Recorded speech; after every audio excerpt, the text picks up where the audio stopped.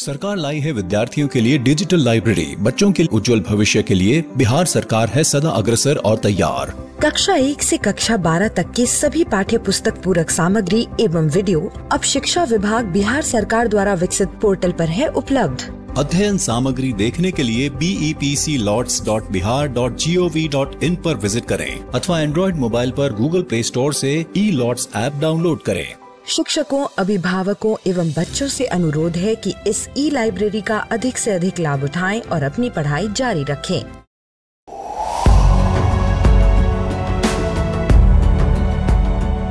छठी से 10वीं कक्षा के विद्यार्थी ध्यान से सुने।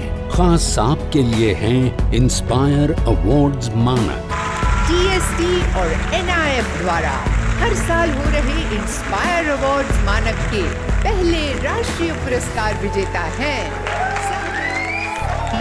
विजेता आप भी हो सकते हैं, इसलिए किसी भी क्षेत्र में साइंस और टेक्नोलॉजी पर आधारित अपने इनोवेटिव आइडियाज के साथ तैयार हो जाइए।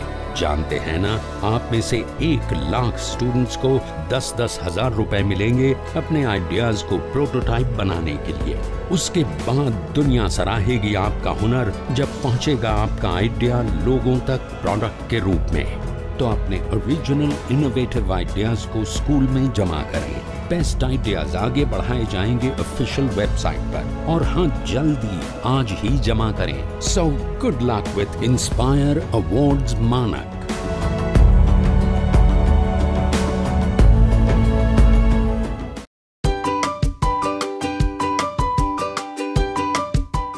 बच्चों, आज जो हम पढ़ने जा रहे हैं SCF and LCM। SCF and LCM आप बचपन से पढ़ते आ रहे हैं, 5th और 6th क्लास से पढ़ते आ रहे हैं कि SCF एंड LCM होता क्या है, कैसे निकालते हैं। आज इस क्लास में जो मेरा पहला सवाल आप लोगों से है कि इसका नाम SCF ही क्यों पड़ा या LCM ही क्यों पड़ा, उस चीज़ को भी हम देखेंगे, सॉल्व करना भी देखेंगे, और किस तरीके से निकालते हैं उस चीज़ को भी हम लोग इस क्लास में देखेंगे कि SCF एंड LCM का नाम SCF और LCM ही क्यों पड़ा। आइए देखते हैं। फर्स्ट है हमारा SCF। SCF की बात करें तो H का मतलब क्या होता है? हाईएस्ट। H का मतलब होता है हाईएस्ट। C जो वर्ड है, C का मतलब होता है कॉमन, ठीक है। और F का मतलब होता है फैक्टर।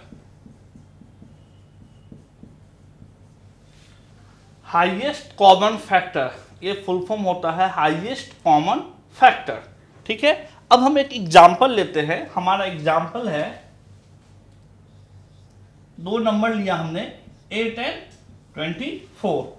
इसका हम लोग highest common factor find out करेंगे, ठीक है। तो सबसे पहले हम, ये नाम है हाईएस्ट कॉमन फैक्टर, लेकिन जस्ट अपोजिट हम चलेंगे। सबसे पहले हम फाइंड आउट करेंगे फैक्टर। तो 8 के फैक्टर क्या क्या होंगे उसे हम लोग देखेंगे कि 8 के फैक्टर क्या क्या होते हैं। बच्चों, आप लोगों ने सीखा था 8 के फैक्टर मीन्स किस किस नंबर से ये डिविजिबल है। 1, 2, 4, 8। तो ये 8 के फैक्टर हो गए, 1, 2, 4 एंड 8। और नेक्स्ट नंबर है हमारा 24। तो 24 के भी फैक्टर हम लोग फाइंड आउट करेंगे। ये नंबर 1, 2, 3, 4, 6, 8, 12 एंड 24। देखिए 1, 2, 3, 4, 6, 8, 12 एंड 24, ये 24 के फैक्टर है। तो फर्स्ट वर्क जो था हमारा फैक्टर फाइंड आउट करना, वो हम ऑलरेडी फाइंड आउट कर चुके हैं। अब सेकंड हमारा क्या है? सेकंड है हमें कॉमन फाइंड आउट करना कि इन दोनों में कॉमन कौन कौन सा है। कॉमन फैक्टर, तो 1 है हमारा कॉमन फैक्टर, 2 है हमारा कॉमन फैक्टर, 4 है हमारा कॉमन फैक्टर एंड 8 है हमारा कॉमन फैक्टर। बच्चों, देख रहे हैं आप लोग? सबसे पहले हमने फैक्टर फाइंड आउट किया, फैक्टर के बाद जस्ट हमने इसमें कॉमन फैक्टर फाइंड आउट किया। तो कॉमन फैक्टर हमारा क्या है? 1, 2, 4 एंड 8। इसे हम लिख भी सकते हैं यहाँ पे कि हमारा CF कॉमन फैक्टर 1, 2, 4 एंड 8, ये फैक्टर जो है 8 एंड 24 के कॉमन हाईएस्ट फैक्टर है। अब 1, 2, 4, 8 में हमने फैक्टर फाइंड आउट कर लिया, कॉमन फाइंड आउट कर लिया, अब हम फाइंड आउट करेंगे हाईएस्ट। अब इन चारों फैक्टर में हम सबसे पहले देखेंगे कि हाईएस्ट फैक्टर कौन सा है। तो हाईएस्ट फैक्टर आपको दिखेगा यहाँ पे 8। तो हम कह सकते हैं कि 8 एंड 24 के एचसीएफ अगर हम बताएं तो ये हमारा होगा 8। ये हमारी सॉल्यूशन होगी। बच्चों आपको ये समझ में आ गया कि हाईएस्ट कॉमन फैक्टर का नाम हाईएस्ट कॉमन फैक्टर क्यों निकला। पहला ये ध्यान रखिएगा कि फैक्टर में ही हम हाईएस्ट बता सकते हैं किसी नंबर का हाईएस्ट फैक्टर क्या होगा। जो हाईएस्ट फैक्टर जो हम बता पाएंगे तभी तो हम हाईएस्ट वर्ड यूज कर रहे हैं। अगर हम ये समझेंगे कि एलसीएम का नाम लोएस्ट क्यों पड़ा, हाईएस्ट इसको क्यों नहीं कहा, हमने ऐसा क्यों नहीं कहा कि हाईएस्ट कॉमन मल्टीपल बताइए और लोएस्ट कॉमन फैक्टर बताइए, ये हमने क्यों नहीं कहा। क्योंकि अगर सपोज हम लोएस्ट कॉमन फैक्टर कहते तो सभी नंबर का, जितने भी नंबर से उनके लोएस्ट कॉमन फैक्टर जो होते वो 1 होता, तो हमें निकालने की जरूरत ही नहीं होती।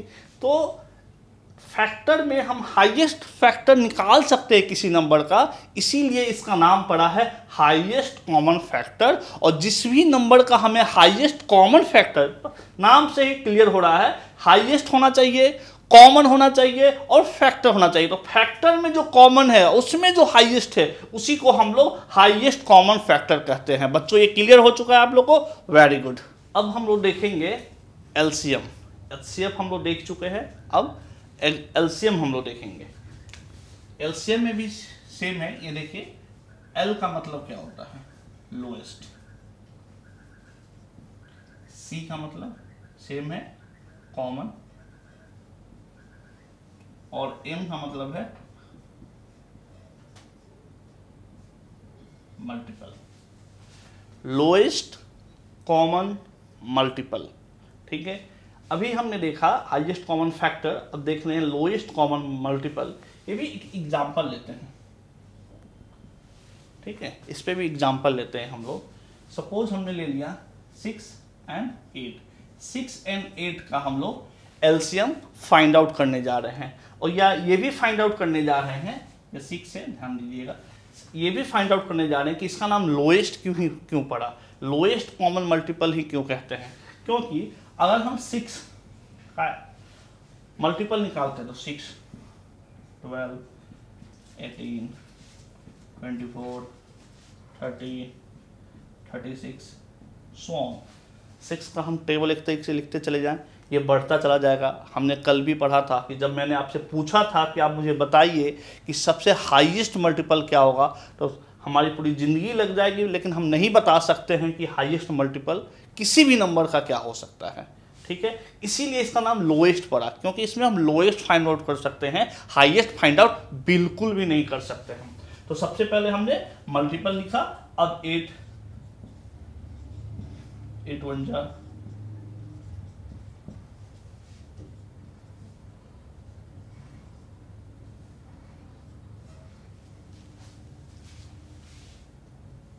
So on. हमने 8 का भी मल्टीपल लिख लिया और 6 का भी मल्टीपल लिख लिया। अब इसमें हम फाइंड आउट करेंगे कॉमन मल्टीपल। सबसे पहले हमने जस्ट अपोजिट चलना स्टार्ट किया, फिर से हमने लिया मल्टीपल, मल्टीपल के बाद हम फाइंड आउट कर रहे हैं कॉमन। कॉमन हम देखने जा रहे हैं, तो कॉमन हमें मिल रहा है 24, 30 नहीं है, 36 नहीं है, 36 इसके आगे अगर हम लिखें 42 एंड 48, तो एक 48 भी हमारा कॉमन आ जाएगा।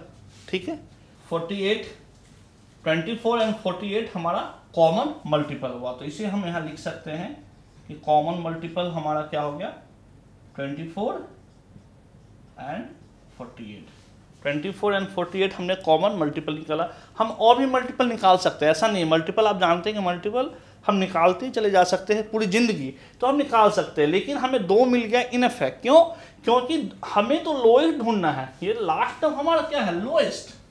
तो 24 सबसे लोएस्ट है, 48 उससे बड़ा, नेक्स्ट हमारा जो मल्टीपल मिलेगा वो उससे बड़ा।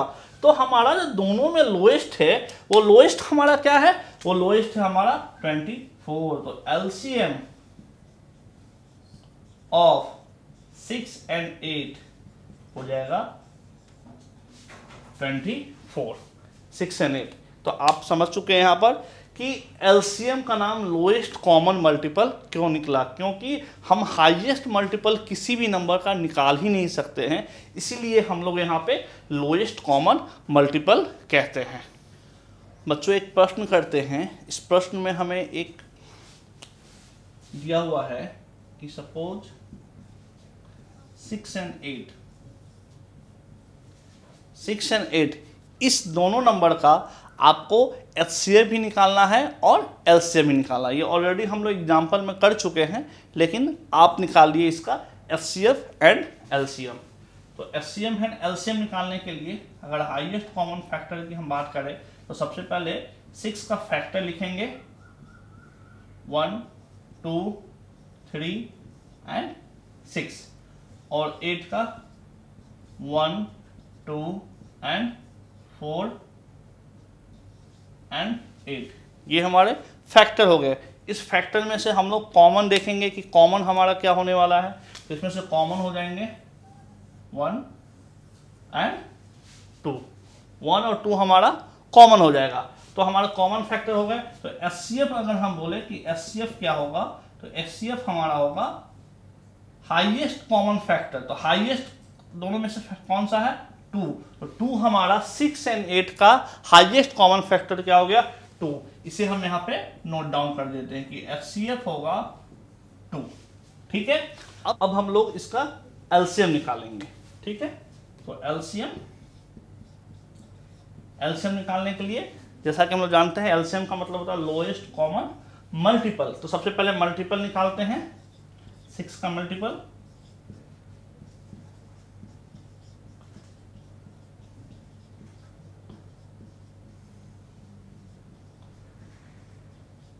So on. मल्टीपल कभी फिनिश हो ही नहीं सकता, हम मल्टीपल लिखते चले जाएं तो मल्टीपल होगा नहीं। ठीक है, तो 6 का मल्टीपल हमने लिखा। अब हम लोग 8 का मल्टीपल लिखते हैं।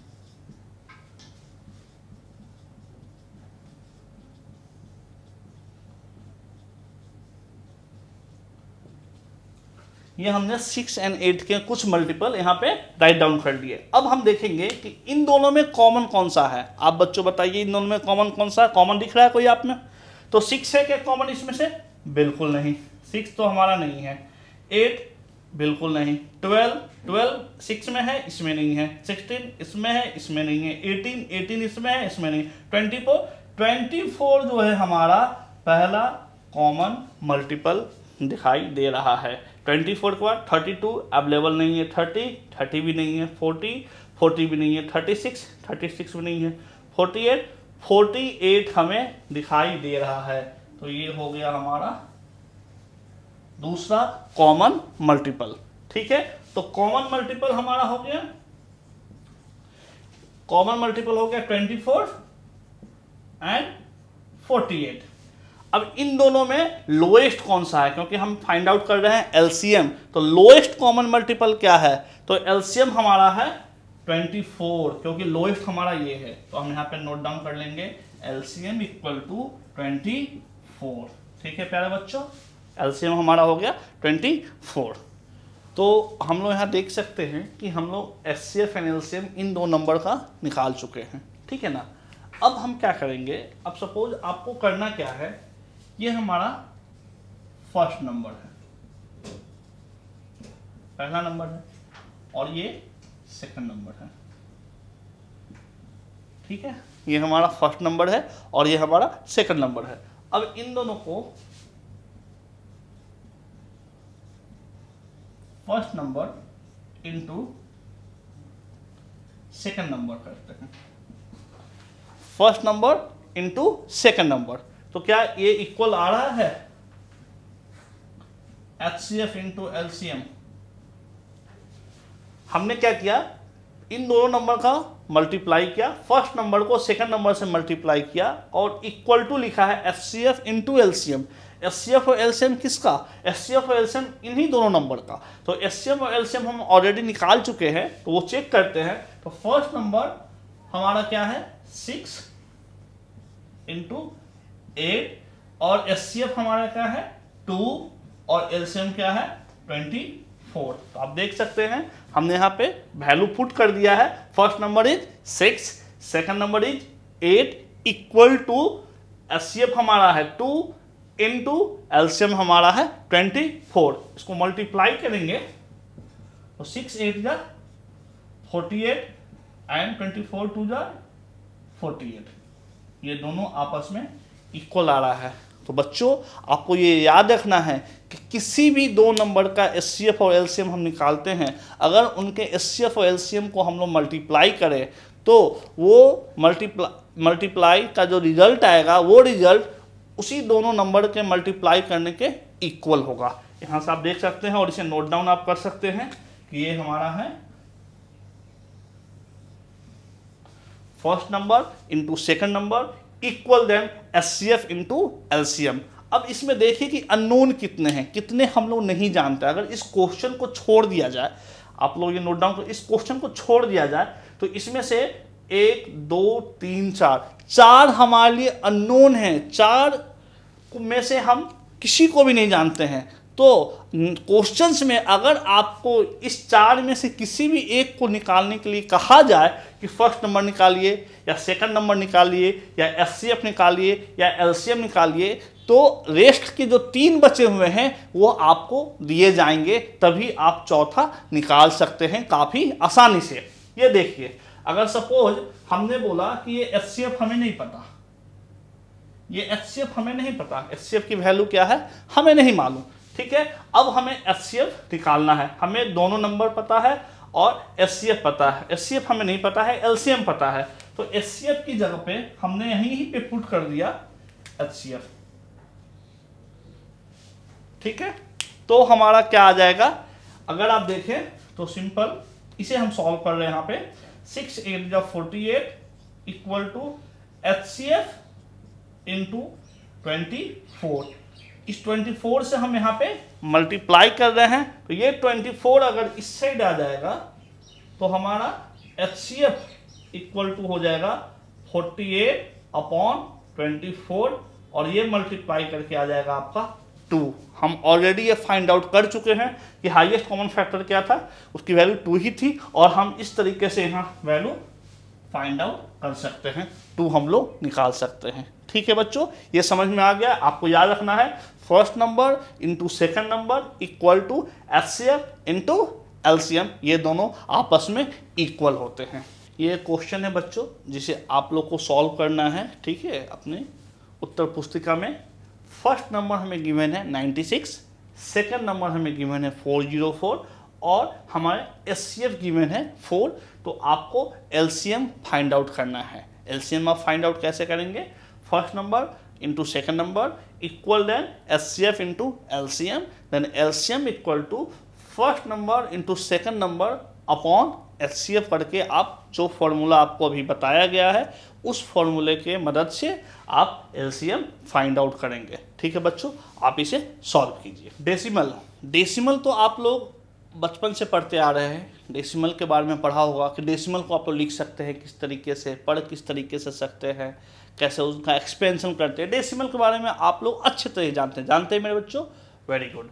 तो डेसिमल जो है, कुछ एग्जाम्पल लेते हैं हम डेसिमल का। सबसे पहले तो डेसिमल का एग्जाम्पल लिया तो देखिए, पहला एग्जाम्पल हमने लिया 1.02, एक एग्जाम्पल ले रहे हैं 1.343434 सो ऑन, एक एग्जाम्पल हम ले रहे हैं 1.23459378 सो ऑन, ये चलता जा रहा है।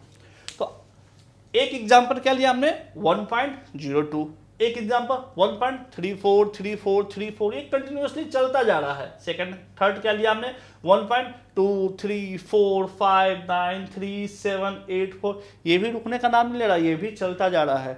तो इसे 2 कैटेगरी में बांटा गया है, डेसिमल को 2 कैटेगरी में बांटा गया। तो पहला कैटेगरी है मीन्स जो खत्म हो चुका है, इसे जो हम लोग बोलते हैं, इसे हम लोग बोलते हैं टर्मिनेटिंग।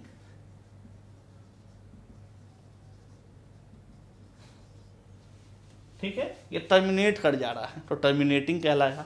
और ये दोनों टर्मिनेट नहीं हो रहा, चलता जा रहा है, तो इन दोनों को बोला गया है नॉन टर्मिनेटिंग।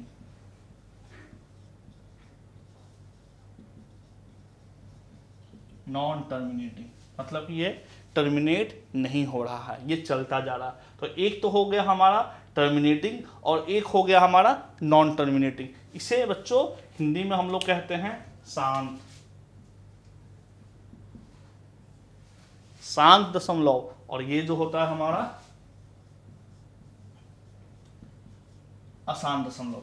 क्लियर है, सभी समझ में आ गया आपको। आपको देखना है कि डेसिमल के बाद जो नंबर गिवन है वो रिपीट हो रहा है या नहीं रिपीट हो रहा है। अगर रिपीट हो रहा है, बार बार रिपीट हो रहा है या कंटिन्यूसली खत्म नहीं हो रहा है, तो वो हमारा नॉन टर्मिनेटिंग कहलाएगा, जिसे हम अशांत बोलते हैं। और अगर टर्मिनेट कर चुका है, खत्म हो चुका है, तो इसे हम लोग शांत बोलेंगे।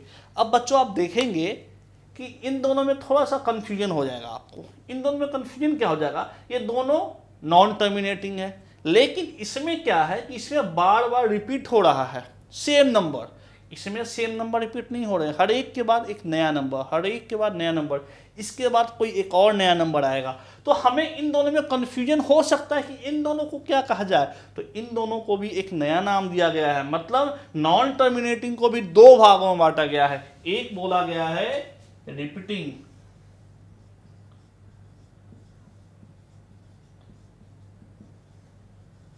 और एक बोला गया है नॉन रिपीटिंग।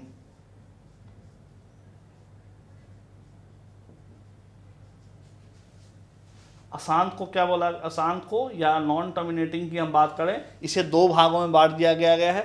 एक को कहते हैं हम लोग रिपीटिंग और एक को कहते हैं नॉन रिपीटिंग। रिपीटिंग क्या होता है, ये देखिए बार बार ये क्या हो रहा है, रिपीट हो रहा है। बार बार जब रिपीट हो रहा है तो उसे हम लोग बोल देंगे रिपीटिंग। और ये हर एक नंबर के बाद एक नया नंबर है। 3 के बाद यहाँ 4 है, अगर यहाँ भी 3 के बाद 4 होता तो हमें समझ में आता नहीं ये रिपीट कर रहा है, लेकिन यहाँ रिपीट नहीं कर रहा है। ये नॉन टर्मिनेटिंग में नॉन रिपीटिंग है, तो इसे हम लोग बोलेंगे नॉन टर्मिनेटिंग रिपीटिंग, इसे बोलेंगे नॉन टर्मिनेटिंग नॉन रिपीटिंग। इसे हिंदी में हम लोग कहते हैं रिपीटिंग को आवर्ती और इसे बोलते हैं अनावर्ती। ये होता है हमारा आवर्ती और ये हमारा कहलाता है अनावर्ती। ठीक है, समझ में आ गई बात। तो ये हमारा डेसिमल था। डेसिमल में हमने कुछ एग्जाम्पल लिए 1.02, 1.343434, 1.234, 593784। ये हमने 3 एग्जाम्पल लिए। इसमें देखा कि डेसिमल के बाद 2 नंबर के बाद टर्मिनेट कर गया, तो इसे हम लोग बोलना टर्मिनेटिंग, जिसे हमने शांत दशमलव को नाम दिया है। और इन दोनों में हम देख रहे हैं कि टर्मिनेट नहीं कर रहा, मीन्स ये नॉन टर्मिनेटिंग है, इसे हम लोग कहेंगे अशांत दशमलव। अशांत दशमलव में भी हमने देखा कि 1-2 नंबर यहाँ पे रिपीट कर रहे हैं, यहाँ पे एक भी नंबर रिपीट कर सकता था, 3 नंबर भी रिपीट कर सकता है, 5, 6, 7 कितने भी नंबर अगर रिपीट कर रहा है, बार बार एक सर्टेन टर्म्स के बाद रिपीट कर रहा है, तो उसे हम लोग बोलते हैं रिपीटिंग, जिसे हम बोलते हैं आवर्ती। और इसमें रिपीट नहीं कर रहा है। आप देखेंगे कि हर एक नंबर के बाद एक नया नंबर है। अगर रिपीट कर रहा होता तो यहाँ पे आप देखते हैं कि 3 के बाद 4 है, यहाँ 3 के बाद 7 है, तो आप देख सकते हैं कि यहाँ रिपीट नहीं कर रहा, टर्मिनेट नहीं हो रहा, लेकिन रिपीट नहीं, इसे नॉन रिपीटिंग बोलेंगे। तो ये हमारा नॉन रिपीटिंग है, ये हमारा रिपीटिंग है, जिसे हम लोग बोलते हैं अनावर्ती, और रिपीटिंग का मतलब होता है आवर्ती। बच्चों ये क्लियर हो गया होगा आपको कि आवर्ती अनावर्ती क्या है, ठीक है, रिपीटिंग नॉन रिपीटिंग क्या है। डेसिमल के सारे प्रॉब्लम्स आपके क्लियर हो गए होंगे। इसे हम लोग अभी लास्ट एक्सरसाइज जब हम करेंगे तो उसमें भी इसका यूज है। इसे पढ़ाने का बेनिफिट क्या होगा कि जब हम अभी रियल नंबर स्टार्ट करने जा रहे हैं तो रियल नंबर में हमें पहचानने में आसानी होगी कि टर्मिनेटिंग और नॉन टर्मिनेटिंग देखकर भी हम बता सकते हैं कि कौन सा नंबर रियल है, कौन सा अनरियल है।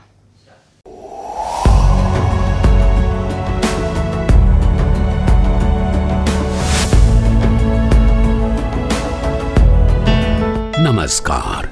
आप शिक्षकों द्वारा दी गई अच्छी शिक्षा से आज लाखों विद्यार्थी इनोवेशंस कर रहे हैं। उन सभी को इंस्पायर अवार्ड्स मानक में हिस्सा लेने प्रोत्साहित कीजिए। करना है इतना कि आपके विद्यालय के 6ठी से 10वीं कक्षा के छात्र और छात्राएं साइंस और टेक्नोलॉजी पर आधारित अपने इनोवेटिव आइडियाज आपके पास जमा करें ताकि वो DST और NIF द्वारा आयोजित इंस्पायर अवार्ड्स मानक प्रतियोगिता में हिस्सा ले सकें। 1 लाख छात्रों को 10-10 हजार रुपए मिलेंगे अपने आइडियाज को प्रोटोटाइप्स बनाने के लिए। फिर छात्र डिस्ट्रिक्ट, स्टेट और नेशनल लेवल पर अपने इनोवेशंस को दिखाएंगे, फिर प्राइजेस और सम्मान पाएंगे। तो आज ही अपने स्टूडेंट्स को हिस्सा दिलवाएं इंस्पायर अवार्ड्स मानक में।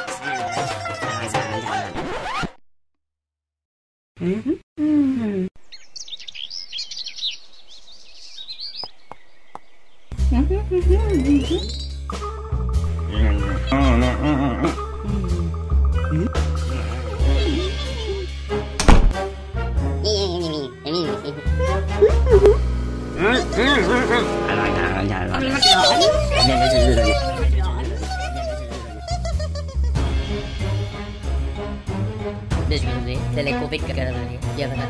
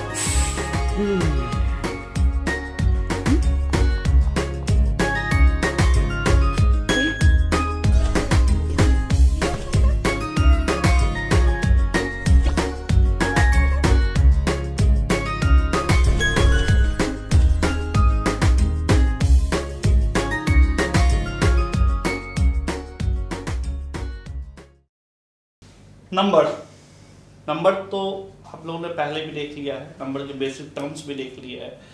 दुनिया में जितने भी नंबर है उनको 2 भागों में बांटा गया है। ठीक है बच्चों, 2 भागों में याद रखिएगा। पहला है, 2 भाग हमारे कौन कौन है, एक है हमारे रियल और एक है इमेजिनरी।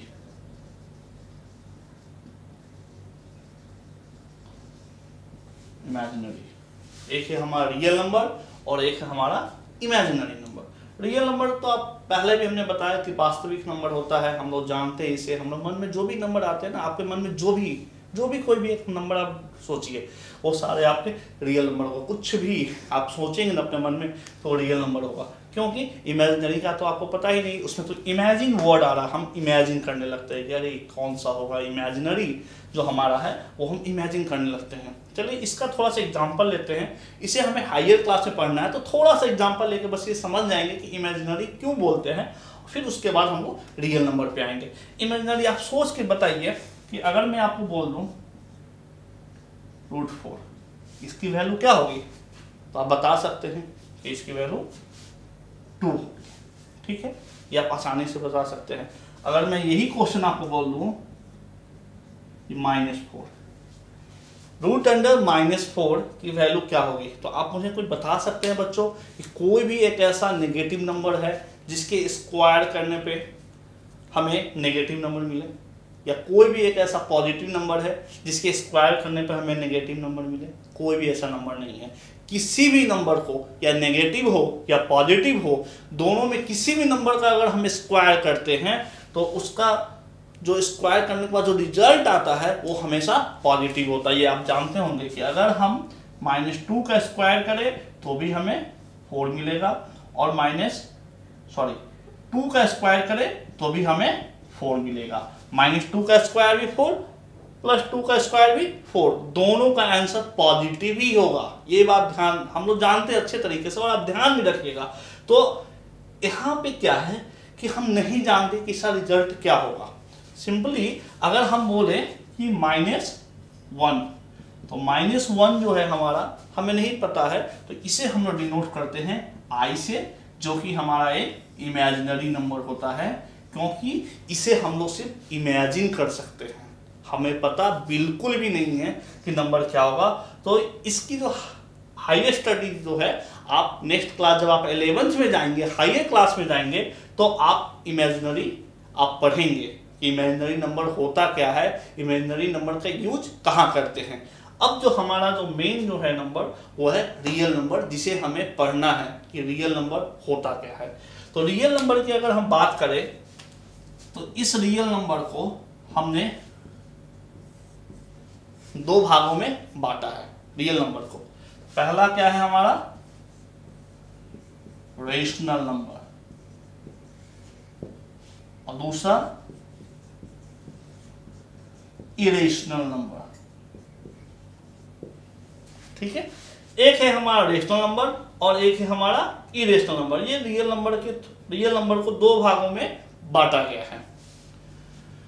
तो रियल नंबर को हम 2 भागों में बांटते हैं, एक होता है रेशनल नंबर और एक होता है हमारा इरेशनल नंबर। रेशनल नंबर हमारा क्या होता है, इसे हम लोग क्या कहते हैं, परिमेय संख्या। आप लोग इसे रूबरू होंगे कि इसे हम लोग बोलते हैं परिमेय संख्या। और इरेशनल का मतलब क्या होता है हमारा, इरेशनल का मतलब होता है अपरिमेय संख्या, अपरिमेय संख्या। ये हमारा कहलाता है। रेशनल नंबर को हम लोग कहते हैं परिमेय संख्या और इरेशनल नंबर को कहते हैं हम लोग अपरिमेय संख्या।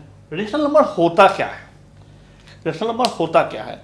रेशनल नंबर एक्चुअली में p/q के फॉर्म में होता है, p/q के फॉर्म में होता है।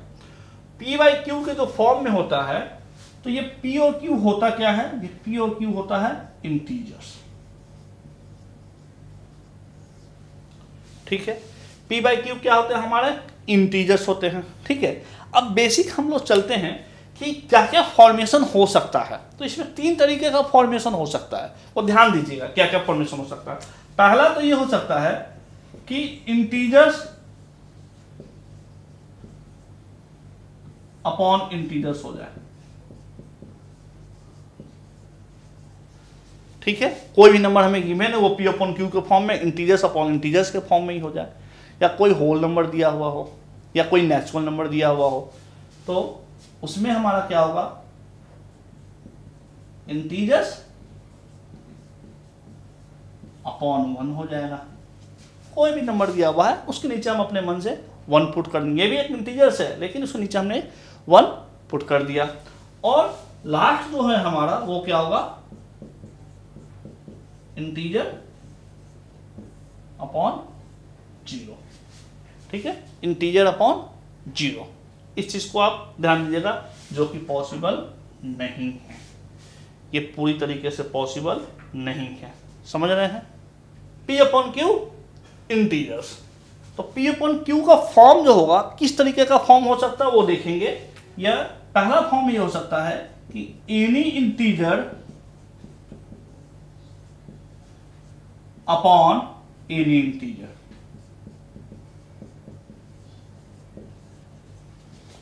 कोई भी इंटीजर ऊपर कोई भी इंटीजर नीचे हो सकता है। ठीक है, अगर सपोज नेचुरल नंबर दे दिया जाए, होल नंबर दे दिया जाए, ठीक है, तो उसमें क्या होगा, एनी इंटीजर अपॉन 1। ठीक है, ये दूसरा हो गया। लास्ट हमारा क्या बचता है कि एनी इंटीजर अपॉन 0। तो बच्चों आपको ये पता है कि 0 किसी भी नंबर को अगर हम 0 से डिवाइड करें तो ये डिफाइंड नहीं है, ये अनडिफाइंड है, ये हमारा अनडिफाइंड है, हम लोग इसे डिफाइन नहीं कर सकते हैं किसी भी तरीके से। तो यहाँ पर डेफिनेशंस या समझने की बात की जाए कि रेशनल नंबर क्या होगा, तो rational number P upon Q के फॉर्म में होगा। P और Q हमारे इंटीजर्स होंगे, वेयर जहां पे Q जो होगा कभी भी 0 के इक्वल नहीं होगा, Q is not equal to 0। ऐसे नंबर को हम लोग कहेंगे रेशनल नंबर। एग्जाम्पल के रूप में हम लोग ले सकते हैं -3, तो -3 तो नीचे में 1 है ऑटोमेटिकली, 2/5, 7/6, ये सब हमारे रेशनल नंबर कहलाएंगे। बात आ गई समझ में, रेशनल नंबर क्या होता है। अब हम लोग आते हैं अपरिमेय संख्या।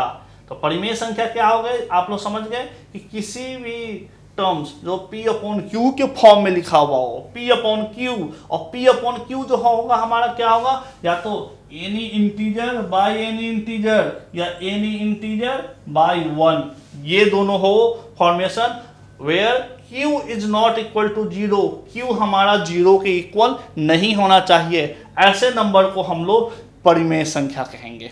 क्लियर है, समझ में आ गया आप लोग को, कोई डाउट नहीं, वेरी गुड। इरेशनल नंबर, अपरिमेय संख्या। इरेशनल नंबर क्या होता है, रेशनल नंबर तो हमने पढ़ लिया कि P अपॉन Q के फॉर्म में होता है, जहां P और Q इंटीजर्स होते हैं और Q is not equal to 0 होता है, ठीक है। तो इरेशनल नंबर की अगर डेफिनेशन बोले या अपरिमेय संख्या का डेफिनेशन हम बताएं कि अपरिमेय संख्या क्या होता है, तो अपरिमेय संख्या एक ऐसी संख्या होती है जिसे हम लोग P अपॉन Q के फॉर्म में नहीं लिख सकते हैं, P अपॉन Q के फॉर्म में नहीं लिख सकते हैं, जहां Q is not equal to 0 and P and Q are integers. इस बात को ध्यान रखिएगा कि इस फॉर्म में हम लोग नहीं लिख सकते हैं, P अपॉन Q के फॉर्म में हम बिल्कुल भी नहीं लिख सकते हैं। ऐसे नंबर को हम लोग अपरिमेय संख्या कहते हैं या इरेशनल नंबर कहते हैं। बच्चों आप समझ चुके हैं कि ऐसे नंबर जिसको हम लोग P अपॉन Q के फॉर्म में नहीं लिख सकते हैं, जहां पे Q is not equal to 0 and P and Q are integers, ऐसे नंबर को हम लोग इरेशनल नंबर कहते हैं। याद रखिएगा, इस फॉर्म में हम बिल्कुल भी नहीं लिख सकते हैं, ठीक है। चलिए इसे एक एग्जाम्पल से हम समझते हैं। एक एग्जाम्पल लेते हैं, √2। √2 क्या सोच रहे हैं आप लोग, क्या मन में चल रहा है आप लोग का कि √2 क्या एक इमेजिनरी नंबर है, इज इट इमेजिनरी नंबर? क्या आपके दिमाग में ये चल रहा है ये हमारा एक इमेजिनरी नंबर है, क्योंकि इसे हम लोग इमेजिन कर रहे हैं, इसलिए रूट तो पढ़ते हैं लेकिन √2। चलिए इसे देखते हैं, एक छोटा सा एग्जांपल इस पे भी लेते हैं। अगर हमने एक राइट एंगल ट्रायंगल लिया जिसकी बेस 1 सेंटीमीटर की है और इसकी परपेंडिकुलर हाइट जो है वो भी हमारा 1 सेंटीमीटर है, और इसकी हाइपोटेनियस अगर हम फाइंड आउट करें तो हाइपोटेनियस फाइंड आउट करने के लिए आप तो सिंपल यूज करते हैं क्या, पाइथागोरस परिमेय। इसे हाइपोटेनियस को हम लोग निकालने के लिए पाइथागोरस परिमेय, तो h² equal to p² plus b² और h equal to root under p²। तो p की वैल्यू हमारी क्या हो गई 1 सेंटीमीटर, तो 1 का स्क्वायर प्लस बेस का स्क्वायर 1 का स्क्वायर। दोनों में सेंटीमीटर कॉमन था तो सेंटीमीटर हमने बाहर रख दिया। यहां से क्या आ रहा है 1 का स्क्वायर 1 प्लस 1, ये आ जाएगा √2। ये √2 सेंटीमीटर ये आ गया हमारा, मतलब ये √2 हमारा रियल लाइफ में एग्जिस्ट कर रहा है। सिंपल हमने क्या किया, पाइथागोरस परिमेय लगाया, परपेंडिकुलर प्लस बेस, मतलब हमारा लंब का स्क्वायर प्लस आधार का स्क्वायर, इसे हमने ऐड किया 1 का स्क्वायर प्लस 1 का स्क्वायर, 1 प्लस 1 √2 आया। √2 एग्जिस्ट कर रहा है रियल लाइफ में, इसका मतलब रियल नंबर है। बट इसे हम लोग P अपॉन Q के फॉर्म में नहीं लिख सकते हैं, इसका मतलब ये हमारा अपरिमेय संख्या है, इरेशनल नंबर है। समझ में आ गया बच्चों, वेरी गुड। बच्चों जितना जो हम लोग अभी तक पढ़ चुके हैं नंबर्स के बारे में, जो नंबर्स को हमने आगे जाकर डिवाइड किया है अलग अलग नंबर्स में, टाइप्स में, उसका एक टेबल हम लोग अब आगे देखने जा रहे हैं। उसे हमने एक टेबल में डाला है जिससे आप आसानी से समझ सकते हैं कि नंबर को किस किस बिहाफ पे किस तरीके से हमने डिवाइड किया है, जो आप उस टेबल को देख के आसानी से समझ सकते हैं। तो आइए देखते हैं उस टेबल को। बच्चों जो हम लोगों ने अभी तक पढ़ा है नंबर्स के बारे में, इसे हम लोग एक फ्लो चार्ट से समझने की कोशिश कर रहे हैं। नंबर्स की आपने डेफिनेशन बताई गई है जिसे हम लोग संख्याएँ कहते हैं। 0, 1, -1, 2/3 ये सारे नंबर्स होते हैं। नंबर्स को दो भागों में बांटा गया है। पहला है रियल नंबर। रियल नंबर को हम लोग वास्तविक संख्या कहते हैं, जो हम लोग पढ़ चुके हैं। 0, 1, -1, 2/3, √2। और दूसरा जो होता है इमेजिनरी नंबर, जिसे हम लोग काल्पनिक संख्या बोलते हैं, जिसे हम लोग इमेजिन करते हैं।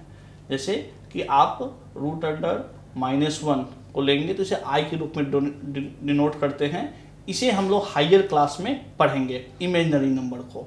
अब रियल नंबर को दो भागों में बांटा गया है जो आप पढ़ चुके हैं। एक तो है हमारा रेशनल नंबर और दूसरा है हमारा इरेशनल नंबर। रेशनल नंबर जो कि P/Q के फॉर्म में लिखा जा सकता है, और where Q is not equal to 0 and P और Q आर इंटीजर्स। उसमें 3 फॉर्म मैंने आपको बताया था, जिसमें 2 मान्य हैं और एक है जो मान नहीं है। तो ये देख सकते हैं उनका एग्जाम्पल 1, 2, -2, 3, 0 etc। ये सब हमारे रेशनल नंबर है।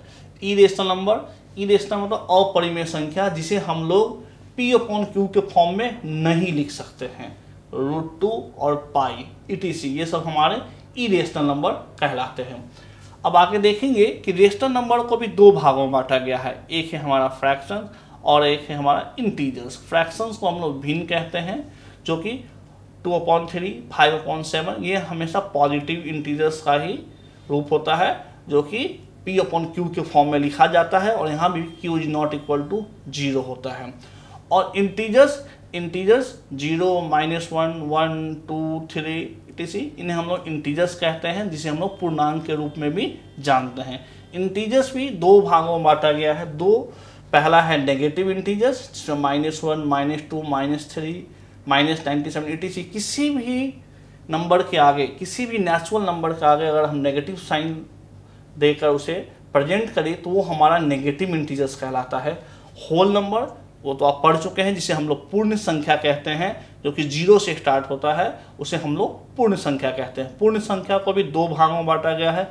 एक तो हमारा 0 है, जो कि 0 ही होता है, शून्य के रूप में आप जानते हैं। और दूसरा हमारा है नेचुरल नंबर।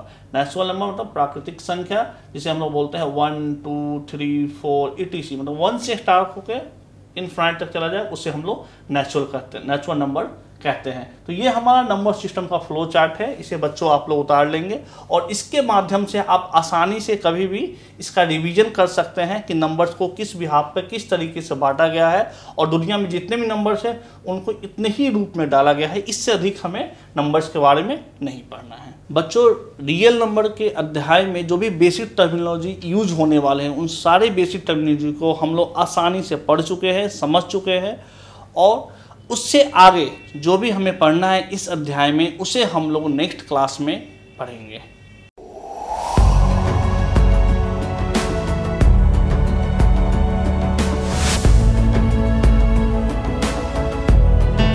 नमस्कार।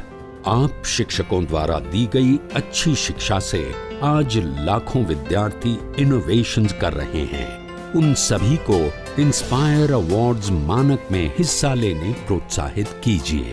करना है इतना कि आपके विद्यालय के 6ठी से 10वीं कक्षा के छात्र और छात्राएं साइंस और टेक्नोलॉजी पर आधारित अपने इनोवेटिव आइडियाज आपके पास जमा करें, ताकि वो DST और NIF द्वारा आयोजित इंस्पायर अवार्ड्स मानक प्रतियोगिता में हिस्सा ले सकें। 1 लाख छात्रों को 10-10 हजार रुपए मिलेंगे अपने आइडियाज को प्रोटोटाइप्स बनाने के लिए। फिर छात्र डिस्ट्रिक्ट, स्टेट और नेशनल लेवल पर अपने इनोवेशंस को दिखाएंगे, फिर प्राइजेस और सम्मान पाएंगे। तो आज ही अपने स्टूडेंट्स को हिस्सा दिलवाएं इंस्पायर अवार्ड्स मानक में।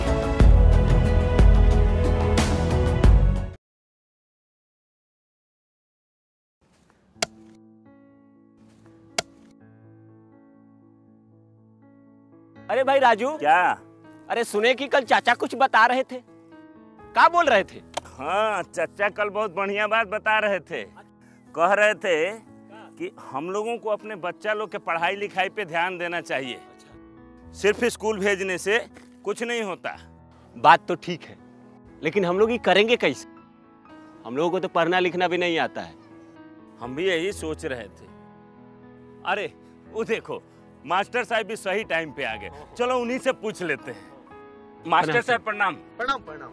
मास्टर साहब, आपसे एक बात का जानकारी लेना था। हाँ पूछिए। अब हम लोग तो ठहरे कम पढ़े लिखे आदमी, हाँ। लेकिन हम लोग का बच्चा लोग स्कूल में जाके क्या करता है, क्या सीखता है, क्या पढ़ता है, ये हम लोग कैसे जानेंगे? होता आसान है। अच्छा कैसे? चलिए आप लोग स्कूल में, हम बताते हैं। जी जी चलिए। जी सर चलिए। चलो चलो। हाँ हाँ चलिए। हाँ हाँ हम उठा लेते हैं। चल। आइए, ये देखिए, ये है क्लास 3 का अधिगम प्रतिफल पोस्टर। इसका मतलब है यदि आपका बच्चा वर्ग 3 में पढ़ता है तो उसे इस पोस्टर में जो लिखी गई सारी चीजें उसे जानकारी होनी चाहिए। ये क्या है? पक्षी। और ये क्या है? पेड़। यानी कि तीसरी कक्षा समाप्त होते होते आपका बच्चा पशु, पक्षी, फूल, पत्ती आदि के बारे में सीख जाएगा। हर क्लास और हर विषय के लिए अधिगम प्रतिफल पोस्टर बनाए गए हैं। आइए कुछ दूसरे तरीके जानते हैं। जी सर। ये देखिए, ये है हमारे बच्चों की कॉपियाँ और ये है सही का निशान।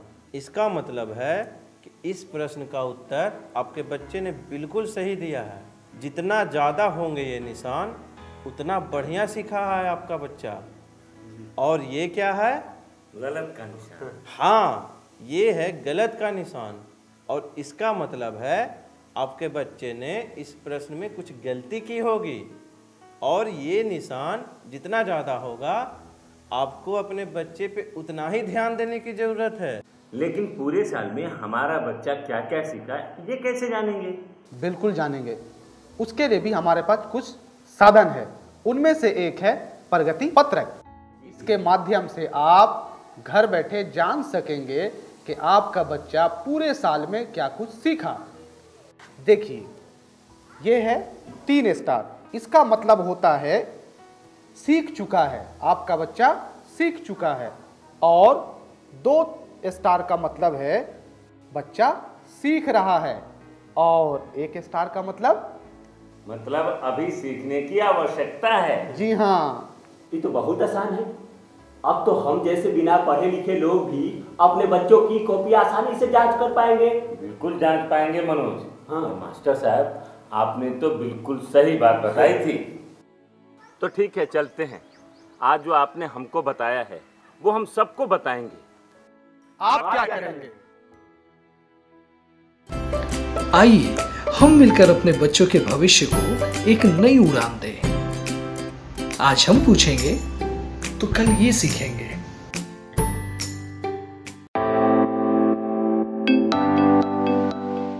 नए आइडियाज और इनोवेशन को आगे बढ़ाने का दुनिया का सबसे बड़ा मंच है इंस्पायर अवार्ड्स मानक, जहां कक्षा 6 से 10 तक के छात्र साइंस और टेक्नोलॉजी से संबंधित अपने आइडियाज और इनोवेशन को देश दुनिया तक पहुंचाने का मौका पा सकते हैं। स्कूल के माध्यम से जल्द अपने आइडिया को इंस्पायर अवार्ड मानक के वेब पोर्टल पर जमा करवाएं और अपने इनोवेटिव यात्रा की शुरुआत करें। ये करेगा आपके सपनों को साकार और एक नए नवसर्जक भारत का निर्माण। इंस्पायर अवार्ड्स मानक, इंस्पायरिंग इनोवेटर्स ऑफ टुमारो। ज्यादा जानकारी के लिए www.inspireawards-dst.gov.in पर जाएं।